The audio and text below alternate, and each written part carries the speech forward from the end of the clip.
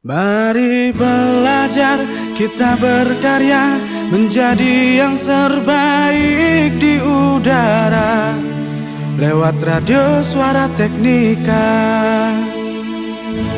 Satukan cita, wujudkan mimpi di SMK Negeri 3 Singaraja lewat radio Suara Teknika. Mari belajar, mari berkarya, satukan langkah, jangan pernah menyerah. Mari belajar, kita berkarya menjadi yang terbaik di udara lewat radio Suara Teknika. Satukan cita, wujudkan mimpi di SMK Negeri 3 Singaraja lewat radio Suara Teknika. Mari belajar, kita berkarya menjadi yang terbaik di udara lewat radio Suara Teknika. Satukan cita, wujudkan mimpi di SMK Negeri 3 Singaraja lewat radio Suara Teknika. Lewat radio Suara Teknika.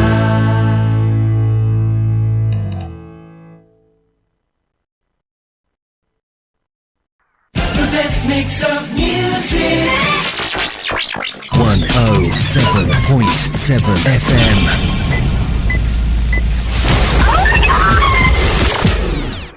Halo, selamat siang sahabat Teknika. Mudah-mudahan saja Anda masih tetap stay tune di Radio Suara Teknika 107,7 FM. Masih bersama saya Maha Putri, kali ini di program Gita Edukasi. Berbagi pengalaman, praktik baik, dan pandangan serta wawasan seputar dunia vokasi. Nah, pada hari ini, hari Rabu 19 Juni 2024, kita ditemani oleh bintang tamu yang sepertinya untuk SMK Negeri 3 Singaraja sudah tidak asing lagi beliaunya. Halo, selamat siang Bapak. Selamat siang Mbak Puput, sehat selalu. Sehat. Oke, beliau adalah Bapak Dr. Nyoman Sudimahayasa ST MPD yang saat ini menjabat sebagai Kepala SMK Negeri 1 Tejakula. Ya Bapak ya? Iya. Nah, sahabat Teknika, untuk warga dan juga untuk alumni SMK Negeri 3 Singaraja, beliau ini sudah tidak asing lagi karena dulu beliau bertugas di SMK Negeri 3 Singaraja sebagai guru di program keahlian otomotif. Otomotif Pak ya. Tepatnya teknik sepeda motor. Teknik sepeda motor ya, dari tahun 2005 hingga 2015. Betul. Jadi saya sempat menjadi juniornya beliau dulu. Oke, Bapak, ini kayaknya lebih berisi daripada yang dulu Bapak. Ya, karena mungkin kebanyakan angin.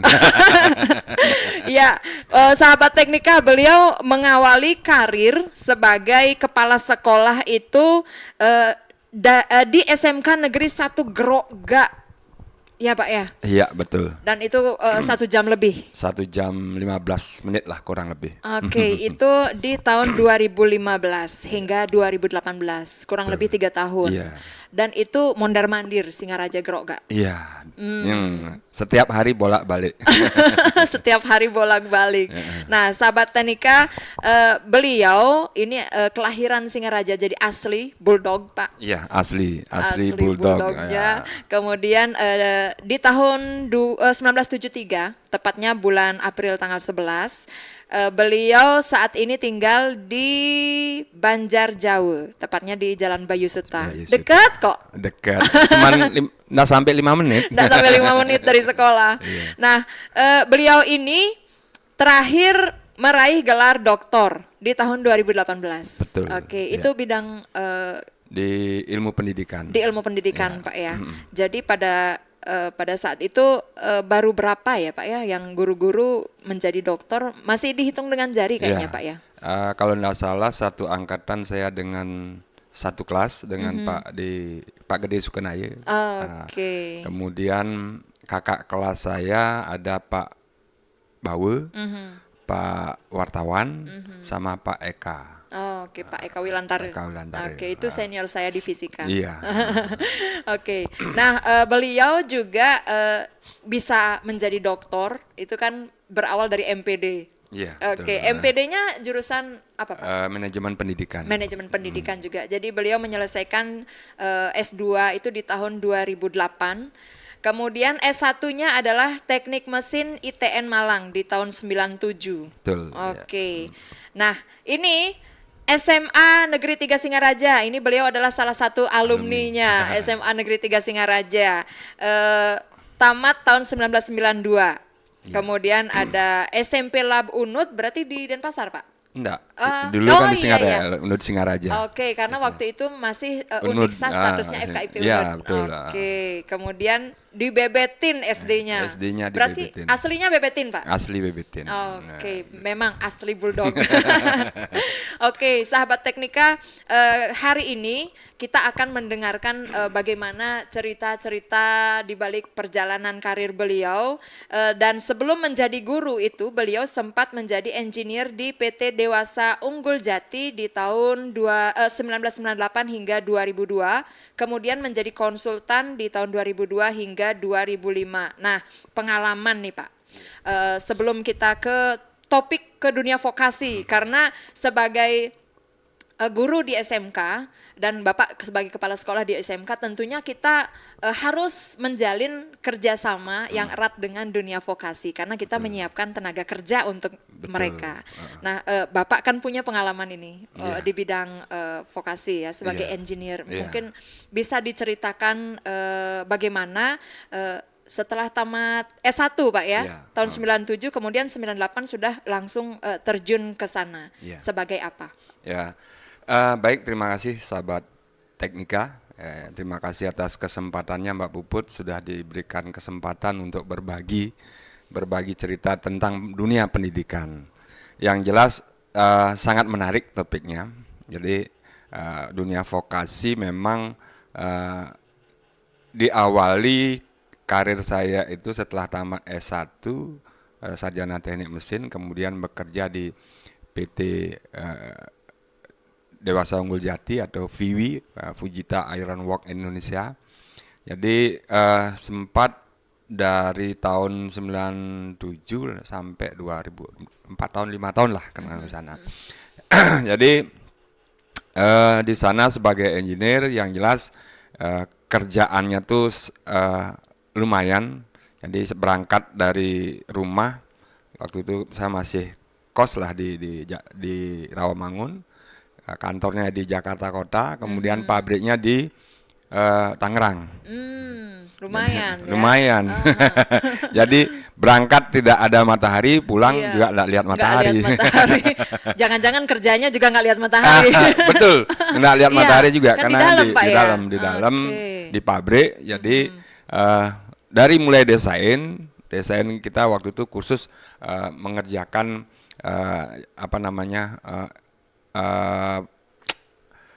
alat-alat berat, artinya spare part alat berat. Dari gearbox, kemudian plat kopling dan sebagainya. Dari desain, kemudian ada bagian desainnya, kemudian kita juga tetap harus tahu desainnya itu seperti apa, dari mulai gambar dan sebagainya. Kemudian sampai dengan proses pengerjaan. Pengerjaannya pun itu lumayan, ya harus ada kisinya, artinya quality controlnya juga ada bagian lain. Kemudian kita kebetulan waktu itu saya bagian di supervisor engineer, jadi yang mengawasi lah, ada memang yang bekerja gitu. Jadi menyesuaikan dengan gambar yang ada. Itu pekerjaan hampir saya kerjakan 3 tahun, 4 tahun lah. Kemudian selama 2 tahun saya selesai sebagai engineer, akhirnya ditaruh di marketing engineer. Itu terakhir, sehingga 2002 saya pulang ke Bali. pulang ke Bali memang waktu itu karena kondisi orang tua yang sakit. Jadi kita kebetulan bersaudara dua laki-laki, jadi kedua-duanya termasuk adik saya juga waktu itu di Jakarta, sehingga satu-satunya jalan ya saya harus pulang. Gitu. Sehingga baru awalnya memang tidak ada keinginan untuk menjadi seorang guru. Betul, karena memang tapi memang sudah garis tangan. Jadi saya semua keluarga Kang Guru. Dari ibu guru, bapak guru, saya juga guru, kakak saya yang perempuan juga guru, adik saya juga guru, cuman statusnya dia dosen kan guru juga. Gurunya mahasiswa. Gurunya mahasiswa. Jadi itu yang saya bilang termasuk keluarga Kang Guru. Memang tidak ada.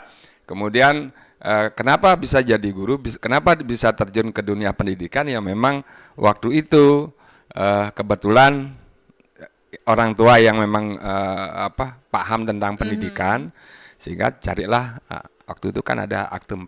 Betul. Saya nggak ngerti apa akte 4. Ya udah diam aja Bapak, diam aja nanti Bapak yang ngurus. Akhirnya keluar akte 4, begitu keluar akte 4 adalah lowongan bukaan untuk dicari di sini di SMK Negeri 3. Dicari guru otomotif 5 orang waktu itu. Teknik mesin. Nah, kebetulan saya ikut. Nah, akhirnya keterima. Ya udah dari 2005 sampai sekarang dan sampai pensiun nanti terjun di dunia pendidikan. Gitu. Kemudian yang sangat berkesan adalah ketika saya waktu itu terus terang saja tidak ngerti tentang pendidikan. Sehingga begitu diangkat jadi guru di sini, banyak teman lah yang mensupport di teman-teman terutama di SMK Negeri 3 mensupport saya, sehingga karena memang ingin tahu apa sih pendidikan itu, bagaimana sih pendidikan itu, makanya saya ambil S2-nya di pendidikan, begitu juga S3-nya pendidikan, sehingga ilmu vokasinya ada, ilmu kependidikannya juga ada. Betul sekali. Makanya mungkin itu ya salah satu hal spesial yang dipegang oleh seseorang yang kuliah di kependidikan. Karena dia punya bekal akta 4 itu. Kalau Bapak kan ST, itu kan murni ya. Murni. Jadi tidak ada pedagoginya. Pedagoginya tidak ada. Betul sekali. Sehingga untuk mengetahui bagaimana mempelajari pedagogi, kemudian bagaimana kita cara mendidik anak-anak seperti apa, makanya S2-nya saya cari pendidikan biar imbang lah, artinya vokasinya di S1-nya kan memang khusus untuk vokasinya saja, kemudian di S2-nya anggap saya ambil ilmu pendidikannya di sana. Nah awal kan Bapak terjun di perusahaan yang notabene perusahaan itu biasanya apalagi yang di Jawa ya pusat industri kan Pak ya. Dengan mesin itu kan pasti satset agak saklek kalau bahasa Balinya kan ya, budaya kerjanya. Kemudian nah setelah Bapak terjun ke dunia pendidikan yang kebetulan juga kita di vokasi, ada nggak perbedaan mendasar yang Bapak temukan? Yang jelas yang paling mendasar perbedaannya adalah perkembangan teknologi. Jadi karena kalau di dunia usaha, di dunia industri itu kan orientasinya beda. Karena pasti profit oriented kan. Kalau kita di dunia pendidikan adalah sosial sifatnya. Sehingga kenapa informasi tentang teknologi dan penggunaan teknologi itu sangat jauh berbeda. Nah, tepatnya kalau kita di dunia usaha, di dunia industri itu pasti teknologi itu sangat pesat berkembangnya. Karena apa? Dia lebih banyak memanfaatkan teknologi untuk apa? Untuk mendapatkan keuntungan yang lebih banyak. Nah, contoh misalnya kalau dulu kan bank-bank swasta itu kan lebih dulu pakai ATM kan. Contohnya kan gitu. Kita di bank-bank pemerintah kan baru belakang ini baru. Nah, itu contohnya. Artinya hal-hal yang seperti itu apalagi di dunia pendidikan kita contoh kecil misalnya kalau di otomotif atau di sepeda motor dulu dulu kalau sekarang kan sudah nih. Iya. Kalau dulu kan masih menggunakan mobil yang konvensional, betul. belum injeksi kan. Iya. Sedangkan di sektor swasta, di bengkel-bengkel swasta itu udah luar biasa, dia Iya. sudah punya alat dan lain sebagainya. Sedangkan kita baru 5-10 tahun baru ada alatnya. Iya, Itu yang sangat mencolok perbedaannya. Jadi untuk mengikuti itu kita di sektor pendidikan, khususnya di SMK, karena terbentur masalah keuangan, Iya. anggaran kan. Jadi untuk beli alat yang mengikuti dunia usaha, dunia industri itu kan cukup lumayan harganya. Iya, benar. Sehingga untuk mencapai itu tidak bisa seketika itu harus kita punya gitu loh. Kita harus berencana, oh ini harga sekian berarti kita cicil berapa kali ini. Iya, Ya. betul. Kalau di sektor swasta kan ya udah beli sekarang. Bapak kalau itu kita tidak pakai, kita bisa efisiensi berapa orang ini kan gitu. Iya. Belum lagi gini ya. Jadi ada dana-dana kalau kita di pendidikan ini, ada dana-dana yang sifatnya tidak boleh digunakan untuk ini. Ya, apalagi yang namanya dana itu pasti ada juknisnya. Iya, betul. Kita harus dengan juknis. Ya, ini tidak boleh, ini tidak boleh. Ya itu yang susahnya. Itu padahal kita butuhnya Butuhnya, ini. Tapi dananya tidak boleh untuk memungkinkan. itu. Sama halnya kalau kita misalnya di TKJ atau di komputer, itu kalau kita beli peralatannya aja untuk bahan praktek, itu tidak bisa tidak bisa beli komputer gitu. Iya. Harus memang part per partnya. Iya, betul sekali. Sedangkan kalau kita mau rakit itu, kalau kita lebih murah kan, udah beli alatnya, anak-anak kita ajarin untuk merakit dan sebagainya. Jadilah bentuk komputer, kan lebih murah dapatnya. Itu enggak boleh karena aturan tidak memperbolehkan gitu. Iya, betul. Jadi kadang di satu sisi aturan itu memang supaya membuat penggunaan dana betul. itu Ya, benar, sesuai peruntukannya betul. kan gitu. Cuman kadang-kadang di satu sisi berbenturan juga Betul, ya, berbenturan dengan kebutuhan kita. Ya. Seperti itu. Mudah-mudahan Pak siaran kita ada yang mendengarkan. Betul, biar didengarkan ya. Supaya ada yang menonton, mungkin nanti Ya. pemegang kebijakan kan Pak Ya. ya. Oke Bapak, apa yang menurut Bapak sebenarnya sangat dibutuhkan karena dari pengalaman Bapak bekerja di industri, kemudian kita sekarang berhadapan dengan calon-calon tenaga kerja di industri. Apa yang paling krusial dibutuhkan untuk disiapkan Pak? Yang perlu disiapkan adalah mental. Saya pikir mental karena kalau pengetahuan itu kan bisa kita dapatkan dimanapun. Tapi kalau bisa kan mental sama pengetahuan harus kuat.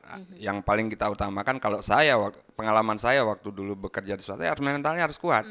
Tahan banting, artinya apa? Kita bekerja di industri pasti dituntut yang luar biasa lah, masalah waktu, disiplin dan sebagainya. Tuntutannya sangat luar biasa. Beda kita dengan kalau kita di sekolah, kalau anak-anak dibegitukan, orang tua ada protes. Betul.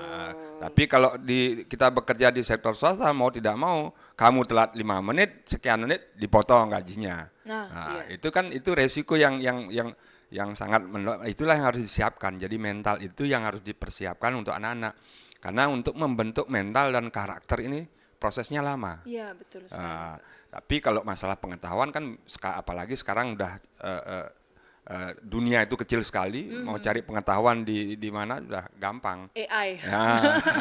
Tapi mental ini karakter mental ini yang perlu dipersiapkan saya pikir, karena memang ini yang mulai terjadinya degradasi di kalangan anak-anak kita sekarang. Betul.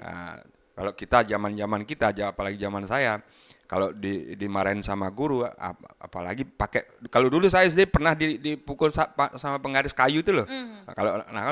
Tapi justru ketika kita mengadu sama orang tua, awak kamu beler kayak kenang men. Benar. Kalau kamu tidak nakal, tidak mungkin dipukul gitu kalau orang tua tidak membela jadi orang tua. Dengan demikian, ketika pengalaman itu pembentukan mental seperti itu, kita jadi kuat jadinya. Jadi kita harus disiplin.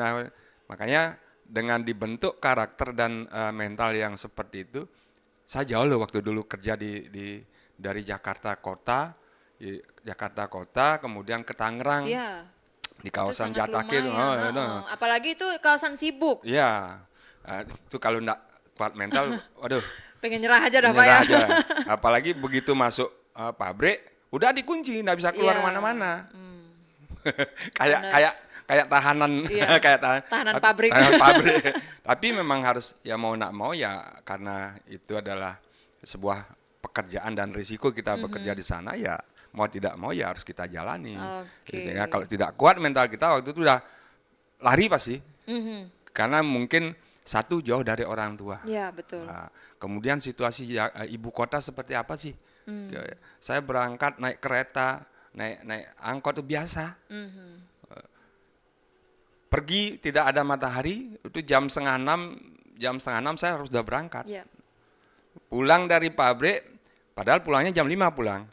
Tapi diam dulu karena macet. Iya. Daripada saya capek di jalan macet, lebih baik saya tunggu jam setengah 7, jam 7 baru pulang. Jam 9, jam setengah 9 baru nyampe di rumah. Oke. Jadi rumah hanya untuk tempat tidur. Iya. Jadi kalau itu kita tidak kuat mental dan karakter, ya udah. Oke. Lah kita. Ya. Gitu. Jadi sepertinya mental yang diasah Bapak ini, kekuatannya itu yang membawa beliau kuat untuk ngajak.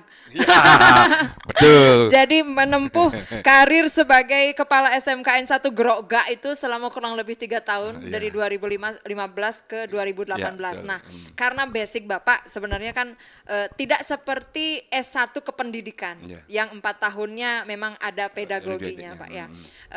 Apa tantangan terbesar Bapak ketika pertama kali menjabat sebagai kepala sekolah? Aduh, kalau berbicara masalah tantangan itu luar biasa ketika saya menjadi kepala sekolah pertama sekali di SMK Negeri 1 Grogak, yang notabene sekolah itu baru berdiri. Iya, baru berdiri, benar. Saya kepala sekolah pertama sekali di sana.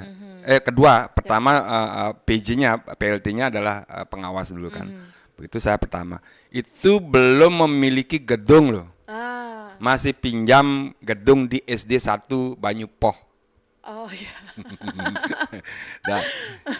Dari belum punya apa-apa sampai begitu saya di sana Januari, Agustus udah saya sama ngirim proposal dan sebagainya, akhirnya Agustus dapatlah bantuan. Bantuan kalau tidak salah di Bali cuman kita yang dapat. Yang sekolah lain belum ada yang dapat, karena memang ada persyaratan yang harus dipenuhi. Itu kita dapat bantuan yang namanya USB, unit sekolah baru, dari Direktorat PSMK. Itu dapat bantuan 2,8 M, itu 6 ruang belajar, RKB, 2 RPS, kantor, plus WC. Nah, itu akhirnya sudah. Karena pertama di sana angkatan pertama itu ada 3 kelas. Kemudian begitu saya di sana tahun berikutnya pas tahun ajaran baru itu, karena belum ada gedung kan, masih pinjam, turun cuma dapat 2 kelas. Waduh, tapi saya berpikir, waduh ini gimana, luar biasa tantangannya.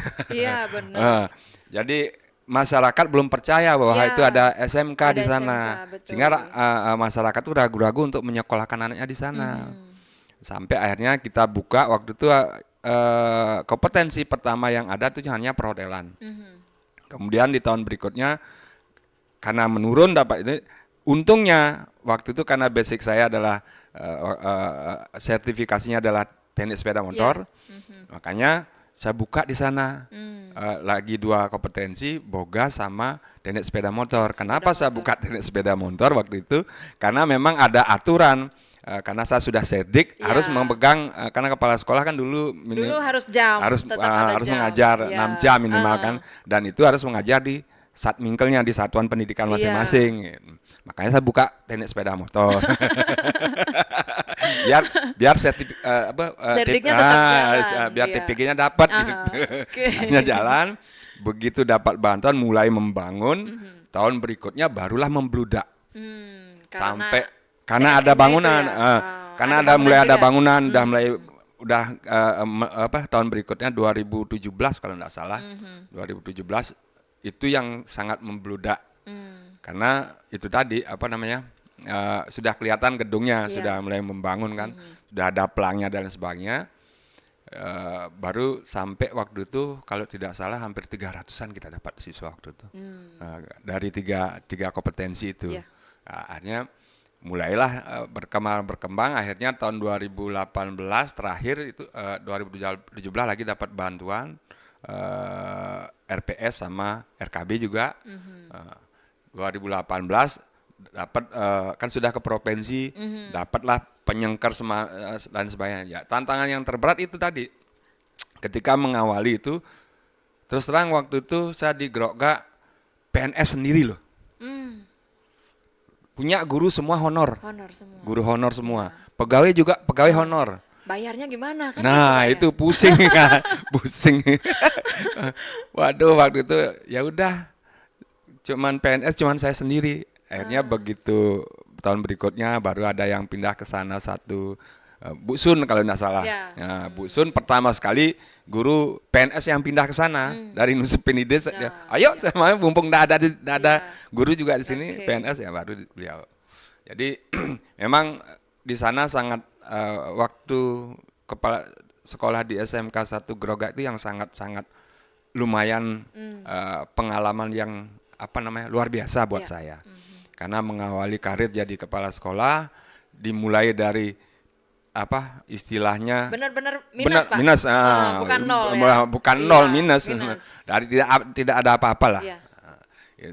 Dibandingkan yang sekarang di TJ Kulu kan saya sekolah udah ada tinggal melanjutkan. Artinya tidak ada perjuangan yang tapi ya tetap harus berjuang artinya untuk kemajuan sekolah kan tetap. Tapi yang benar-benar berkesan tuh ya di sana di SMK 1 sampai Grogga. kalau bisa diumpamakan sampai berdarah-darah mungkin Pak. Betul. Jaraknya sudah jauh. Jaraknya sudah jauh. Udah itu enggak punya apa-apa lagi. Tapi pada akhirnya sampai sekarang SMK 1 Grogga luar biasa perkembangannya. Karena mungkin salah satu SMK negeri yang ada di daerah barat kan hanya SMK 1 Grogga.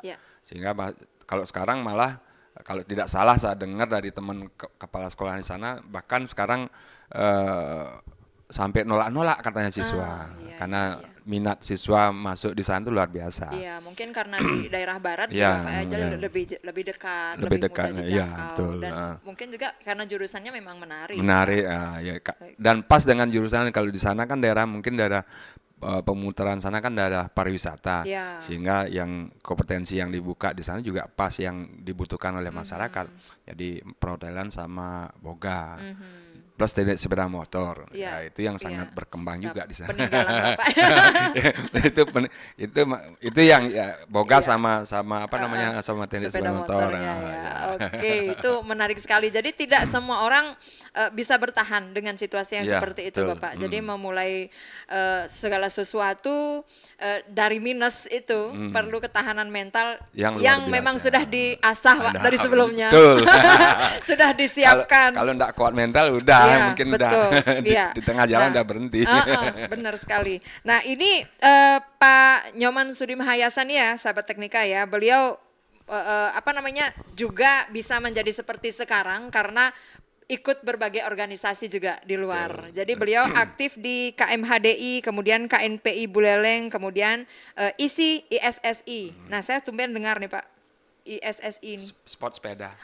Sport sepeda. Ya, karena beliaunya olahraga. Jadi getol juga di bidang olahraga. Nah, ini waktu KMHDI waktu di Malang. Di Malang. Sampai sampai sekarang masih dengan teman-teman alumni. Masih berkomunikasi. Biasanya memang kalau di luar Bali itu KMHDI-nya getol sekali, Pak ya. Betul. Sangat militan. Kalau di luar Bali. Ya. Nah, Bapak setelah dari Grogga itu ke SMK 2 Singaraja, betul. Ke SMK 2 Singaraja di sana juga kurang lebih 3 tahun sampai akhirnya sekarang di TJ Kule.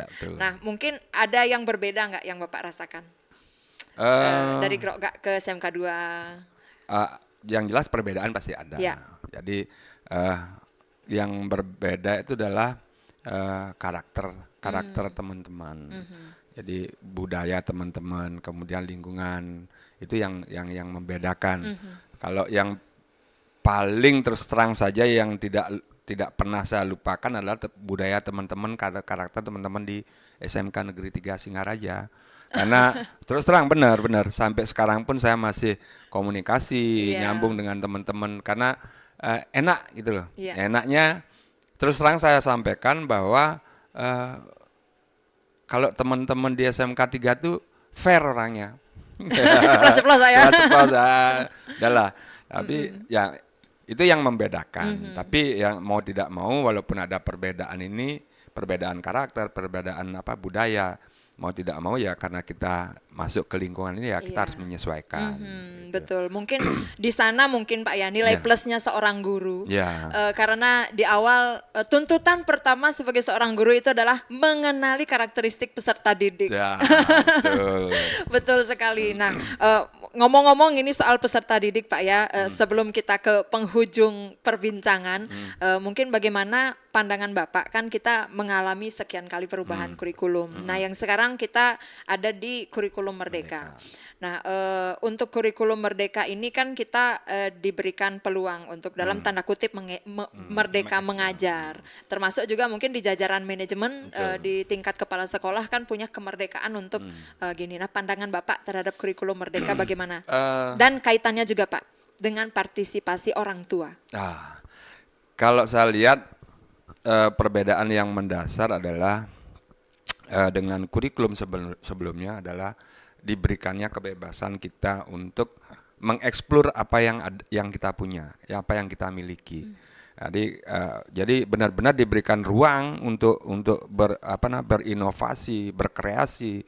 Ini yang membedakan mungkin dengan kurikulum sebelumnya, sehingga kita benar-benar bisa mengeksplor apa yang kita miliki, apakah lokal geniusnya atau apa itu bisa kita eksplor ke anak-anak bahkan ke orang tua juga. Nah, kaitan ini yang saya sangat yang saya sangat terus terang senangi, artinya benar-benar bahwa dengan kurikulum Merdeka ini kita benar-benar diberikan suatu ruang. Ini loh, kalau kamu punya ini silakan tampilkan. Ini diberikan semacam ruang untuk itu. Kalau dulu kan ini yang belum diberikan. Sehingga dengan diberikannya ruang itu terus terang aja anak-anak malah seneng dia. Jadi ada pembelajaran yang saling keterkaitan. Jadi tidak saja misalnya nih kita berikan sekarang pelajaran ini di produktif itu misalnya produktif apa. Kita kaitkan dengan kewirausahaan dengan ini sehingga dua mata pelajaran bisa atau bahkan 3 mata pelajaran kolaborasi dari jadi anak-anak sekaligus mengerjakan untuk itu. Itu yang berbeda dari sebelumnya sehingga anak-anak bahkan senang dia kalau diberikan pembelajaran seperti itu. Jadi kelihatan ternyata anak-anak lebih suka seperti ini gitu. Kemudian cuman yang bikin yang belum bisa kita benar-benar terapkan adalah pembelajaran berdiferensiasinya. Karena kan kalau itu kita memang murni pure diterapkan itu agak susah dengan banyaknya siswa. Kagok gurunya Pak ya. Itu. Tapi dengan strategi tertentu pasti kita bisa saja. Gitu. Kemudian yang jelas mudah-mudahan kurikulum ini bisa bertahan lama sampai nantinya kita nggak tahu lah, mudah-mudahan tidak berubah lagi kan. Lagi sebentar kita ganti presiden, otomatis ganti menteri. Yang saya takutkan ini diganti lagi gitu. Diganti kalau diganti dengan yang lebih baik kan tidak apa-apa. Cuman ini belum berjalan maksimal sudah diganti. Sudah diganti, betul. Takutnya itu yang kita takutkan gitu. Karena apalagi di saya kan baru menerapkan khususnya di SMK Negeri 1 Tijekulu kan baru sekarang kelas 11 yang diterapkan sekarang ini tahun ini. Belum sampai ke menamatkan. Artinya apa? Takutnya nih di penghujung presiden baru takutnya diganti. Ini kan sangat repot lagi. Yang kasihan kan sebenarnya guru. Iya betul. Gurunya yang paling repot gitu. kasihan Bapak Ibu gurunya yang otomatis menyiapkan lagi mengulang lagi perencanaan, mindsetnya dan segala macam. Kan sekarang udah bagus teman-teman, saya berikan kebebasan, silakan manfaatkan apa yang kita miliki, potensi yang kita miliki. Jadi dengan kurikulum ini terus terang saja jauh berbeda dengan dulu. Guru tuh sekarang luar biasa sibuknya, dituntutnya luar biasa. Lihat, kalau boleh saya bicarakan guru tuh sekarang nggak bisa tidur. Iya enggak? Pekerjaan di balik layar itu. Karena oke, dari pagi sampai sore udah mengajar kan. Sore di rumah belum ada harus ikut webinar di PMM dan lain sebagainya. Begitu. Itu yang yang membuat tidak bisa istirahat. Makanya saya bilang ada teman-teman ketika main ke rumah ada yang berbicara, "Wih, enak loh jadi guru. Nah, kalau libur ikut libur." Siapa bilang libur ikut libur? Buktinya saya tiap hari masuk loh guru-guru, siapa bilang libur? Orang dia tuh sekarang saja mungkin hanya liburnya dulu waktu kemarin karena cuti bersama kan. Betul. Ini udah mulai masuk mereka. Udah sudah penerimaan siswa, kemudian review kurikulum dan sebagainya, mempersiapkan segala sesuatu. Itu dibilang libur. Libur hanya kata penghibur. Oke. Terakhir Bapak, mungkin ada yang ingin Bapak sampaikan terkait dengan bagaimana kita bisa meningkatkan, memaksimalkan lulusan vokasi di Buleleng khususnya supaya nanti benar-benar bisa siap untuk terjun ke dunia industri. Baik, pada kesempatan ini saya menyampaikan kepada masyarakat dan khususnya pendengar suara teknika di mana yang harus dipersiapkan dalam hal menghadapi terjunnya ke dunia usaha, dunia industri, sebaiknya dipersiapkan mental dan karakter yang sedini mungkin, sehingga nanti harapan saya begitu ini dipersiapkan, jadi anak-anak kita sudah siap. Jadi tidak saja kita berkali ilmu, tetapi kita juga perbaiki mental dan karakter mereka. Oke, itu ya. Itu mungkin ya. Terima kasih banyak Bapak atas waktunya, terima kasih sama-sama, atas sharingnya, dan kayaknya tidak semua orang dan tidak semua kesempatan bisa membuat beliau menceritakan pengalaman kerjanya ini.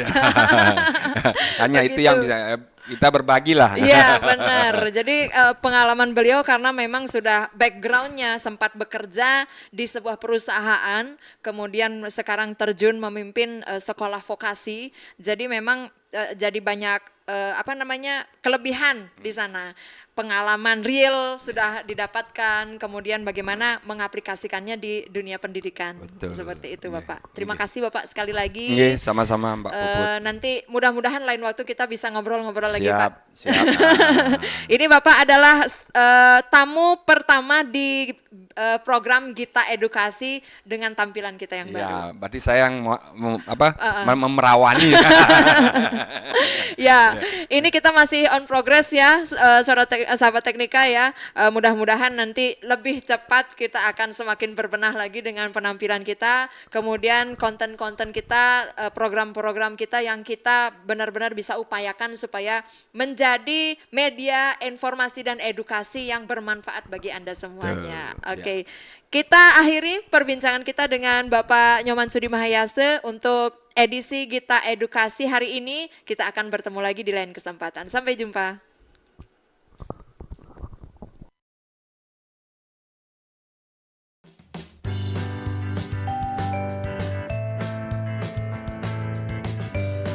Budayakan belajar. Belajar itu